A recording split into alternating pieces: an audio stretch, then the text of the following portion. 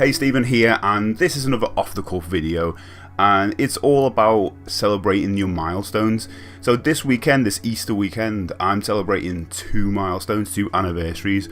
One is 8 years ago I put out my first album with Minion TV, my first band, and the second is the first time I put out a release from my second band, my current band, Wired to Follow. And I was kind of wondering what the hell I should do about it. You know, I should put some free codes out, say, hey, these things are free, which I probably will do. But then it hit me, this is kind of good advice to anyone out there. It's like, you should scream and shout about any kind of anniversaries or milestones you've got, because who else is going to do it for you? You know, otherwise you just go past and forget about it. Unless you're a big artist, no one's really going to pick it up.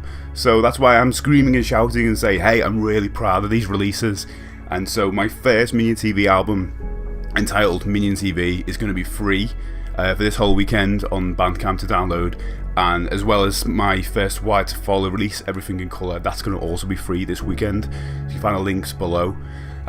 One of the things I do to celebrate the Minion TV album, because it's 8 years ago, when it was 5 years old, or 5 years new, I don't know how you say that, I did a write-up and basically went through the whole process of all the memories I've got, because as I get older I'm going to forget everything. So I wrote it all up, I added images from the sessions and alternative artwork that we kind of used, and it was really good. And every year I share this article, and I just changed the title to say 8 years, 6 years on, 7 years on. So I'm going to change it again about 8 years on, and then reshare that on social media. I think that's a great idea. I'm going to do the same for Everything Colour, the Wired to Follow release. I'm going to do a write-up, because that's 5 years ago. So I'll probably start that soon.